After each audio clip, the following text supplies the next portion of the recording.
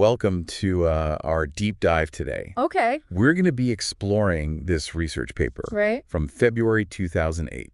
Cool. It's called Okay. Tracking the CDXIG Index, Spreads with Equity Index Volatility and the Swap Curve Slope. Oh, wow. Now, I know that title might sound a bit like financial alphabet soup, Right. but Yeah. stick with me. It's way more interesting than it sounds. Okay. This paper is all about understanding the forces Right. that can shake up the market, Yeah. particularly for a group of top-performing companies. That's right. So, Think of CDXIG like a VIP club okay, for companies. right, Only the most credit-worthy get in. okay, This paper dives into how the perceived risk associated with these companies, right, reflected in something called spreads, okay, can shift yeah, based on things like how volatile the stock market is okay. and what's happening with interest rates. So let's break this down a bit. Right. First, they looked at the VIX, Uh-huh. aka the fear gauge of the Yeah. stock market. Mm-hmm. Everyone's heard of the VIX, Yeah, but it's amazing how much influence it actually has. absolutely. Yeah, What the researchers found is that Yeah. when the stock market gets jumpy and the VIX climbs higher, right, the spreads on these CDXIG companies tend to widen as well. okay, It's almost like a chain reaction. interesting. Investors get nervous, and that nervousness spills over into how they view even these rock-solid companies. So even those VIP companies aren't immune to market jitters. Right. And this pattern held up across different time periods. Exactly. It wasn't just a one-time fluke. They looked at 3 different periods between 2005 and 2008, and each time, that connection between a rising VIX and widening CDXIG spreads was there. This consistency is really important because it suggests this link is pretty reliable. Right. Not just a random coincidence. That's a good point. Right. So if I'm keeping an eye on the markets, Uh-huh. a spike in the VIX is like a yellow flag, Right. even for those companies considered the safest bets. Exactly. But it makes you wonder what happened in May 2005. Oh, yeah. The paper mentioned a big VIX jump then. Ah, yes. Yeah. They included a graph showing that VIX spike Right? in early May 2005. Right. And right on cue, Yeah. CDXIG spreads jumped up too. Interesting. It's almost like you can visualize investors Yeah. hitting the panic button Right. and demanding a higher premium to hold on to those bonds. Wow. Yeah, That visual really drives it home. it does. Okay, so we've got the VIX, the fear gauge. Right. Now let's talk about this other factor they analyzed, Okay. the swap curve slope. Uh-huh. I'll admit this one sounds a bit more like something I'd need an economics degree to understand. Let me try to demystify it a bit. The swap curve basically gives us a glimpse into what people expect interest rates to do in the future. All right. Imagine it like this. Yeah. You're at a carnival, Okay. and there's a game where you try to guess Yeah. how high a balloon will float before it pops. I like that. Swap curve's kind of like that. Well- It's reflecting the collective guesses of a lot of smart people Gotcha. about where interest rates are headed. Okay, so if the swap curve is sloping upwards steeply, it means people are expecting interest rates to rise quickly. You got it. Like those balloons are going to shoot way up before they pop. Exactly. And a flatter curve would mean expectations are more subdued. Right. Like those balloons are on a slow and steady climb. Yeah. Got it. Okay.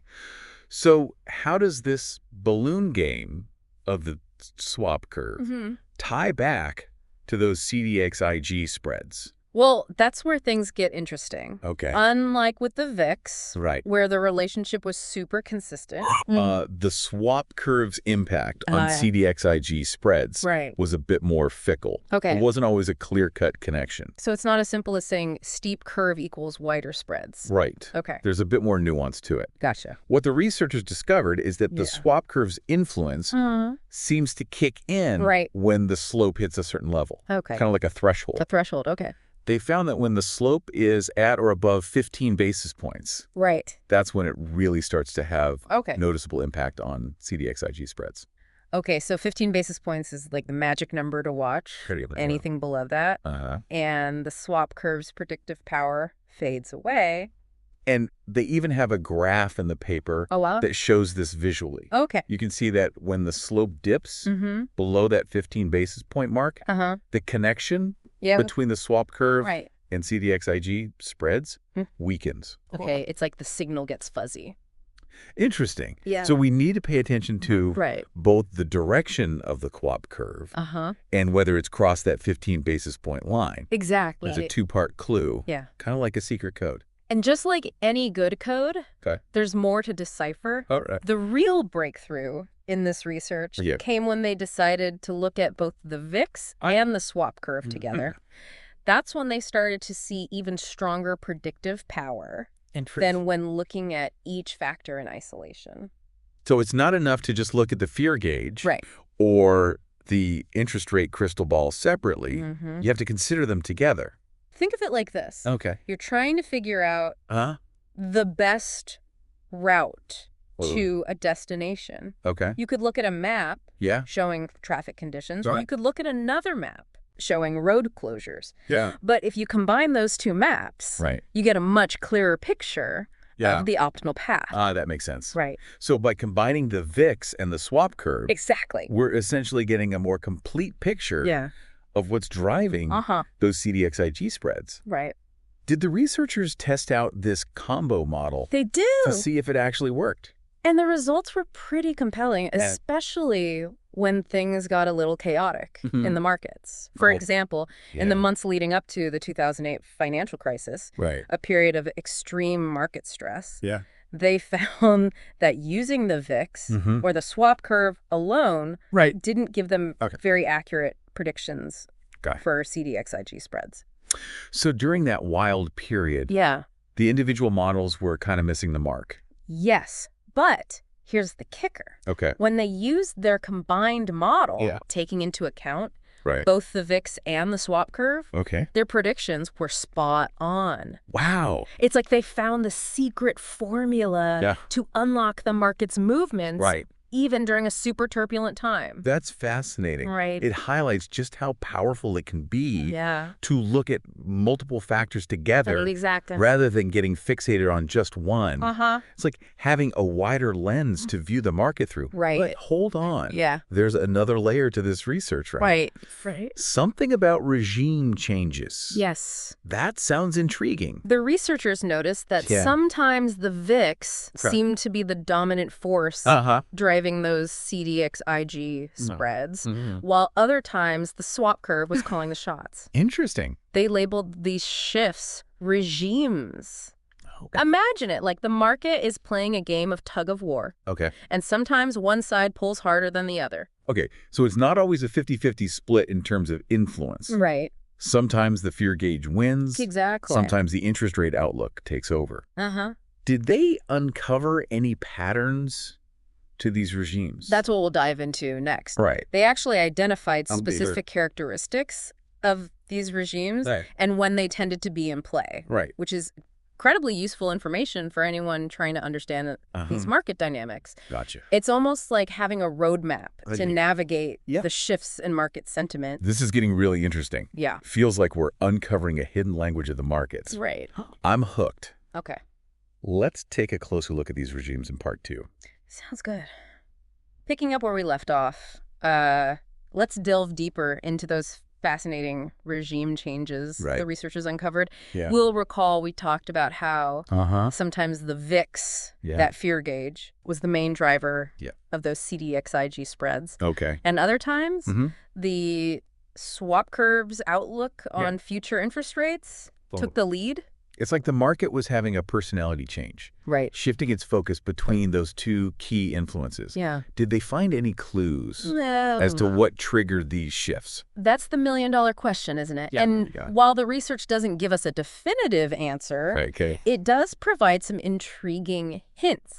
Remember, this paper was published back in 2008, before the world experienced the financial crisis and the massive policy responses that followed. True. It makes you wonder if those dramatic events might have reshaped these market dynamics in ways we don't even fully grasp yet. It's like trying to apply an old map to a landscape that's been completely transformed by an earthquake. What's fascinating is that even back then, the researchers recognized that these regimes weren't static. Okay. They said that understanding these shifts could be crucial for anticipating future movements in CDXIG spreads. So how do we adapt to a playbook that's constantly being rewritten? Right. What can we learn from the regimes they identified? Well, let's look at the first period they studied. Right. April 2005 to April 2006. Okay. They found that the VIX was the dominant factor during this time, meaning investor fear, was the primary force shaping CDXIG spreads. So it's all about those emotional knee-jerk reactions. Yeah. When investors got spooked, those CDXIG spreads widened. Right. Regardless of what the interest rate outlook was. You're catching on. Okay. But here's where it gets interesting. Okay. The swap curve did have moments of influence during this period, especially when its slope was above that critical 15 basis point mark we talked about earlier. So it wasn't a total blackout for the swap curve. Exactly. It could still grab the spotlight if it made a bold enough move. It reinforces the idea that we need to pay attention to both of these factors, the VIX and the swap curve. Right. Because their interplay can create unexpected twists and turns in the market. Okay. So we've got a VIX-dominated regime. Right. With occasional bursts of swap curve influence? Yeah. What about the next period they analyzed? The second period they looked at, April 2006 to May 2007, was a bit more of a mixed bag. Okay. Both the VIX and the swap curve seemed to be flexing their muscles, but the VIX still held the upper hand more consistently. So it's like the fear gauge was still the head coach. Yeah, that's a great analogy. But what's really intriguing is that there were specific windows within this period where the swap curve, particularly when it was hovering around 10 basis points, showed a strong correlation with CDXIG spreads. Interesting. It's like the swap curve was proving that it shouldn't be underestimated. It's a reminder that even within a broader regime, those subtle shifts and nuances can make a big difference. Exactly. Okay, now I'm really curious about that third period they studied. May 2007 to January 2008. Okay.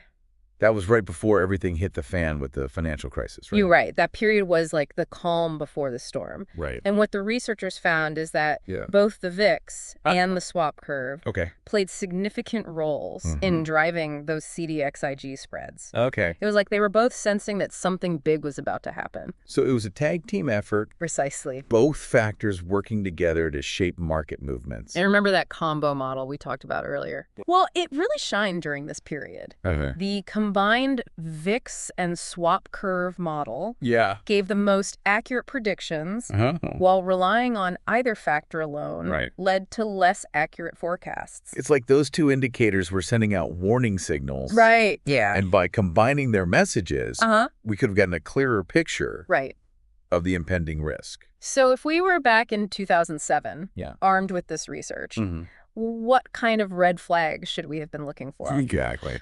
Well, the researchers pointed out that the swap curve had a pretty dramatic upward trend throughout this period. It started around that crucial 15 basis point mark. But by December 2007, it had shot up to over 60 basis points. Wow. Yeah. That's a huge jump. It is. It sounds like the swap curve was screaming, danger ahead. Right. But was anyone listening?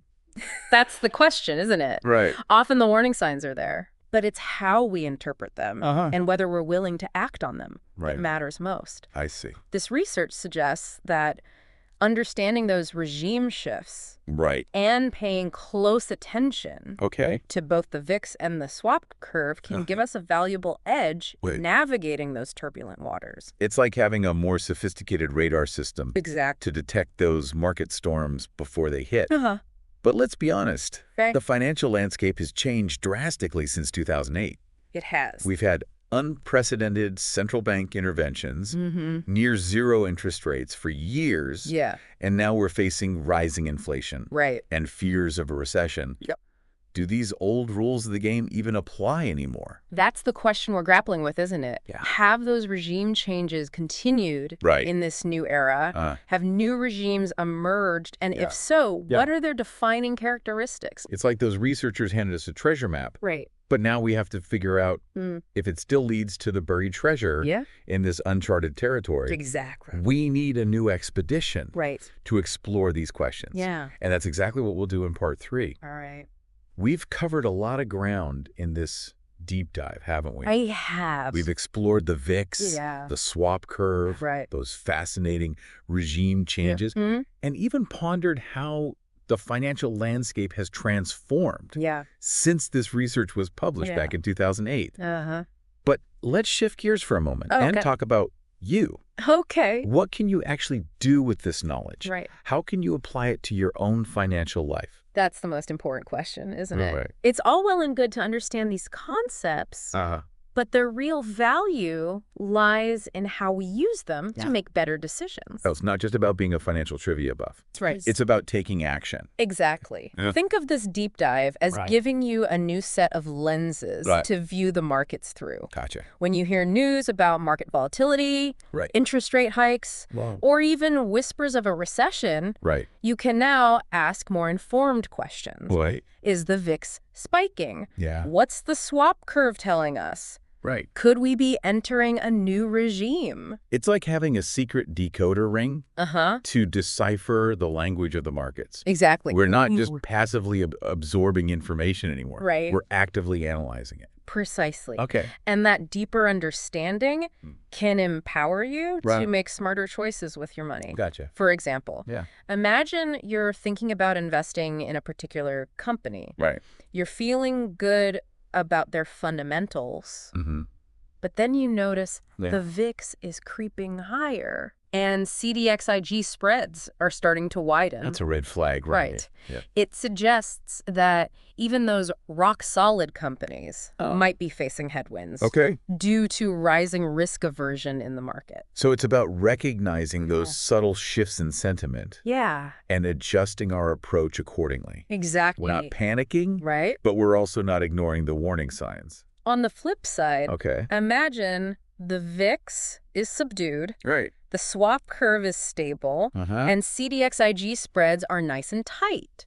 That might signal a more favorable environment for taking on a bit more risk. So it's like those indicators are giving us a green light. It could be. To be a bit bolder with our investment choices. But it's important to remember that no single indicator tells the whole story. It's always about looking at the bigger picture, considering multiple factors, and aligning your decisions with your own risk tolerance to financial goals. It's like being a detective. Piecing together clues to solve a case. Exactly. And just like a good detective, you need to be constantly gathering new information and adapting your strategy as the situation evolves. Absolutely. And that's where this deep dive can be so valuable. It's given you a framework for thinking about market dynamics, for understanding those underlying forces that shape investment decisions.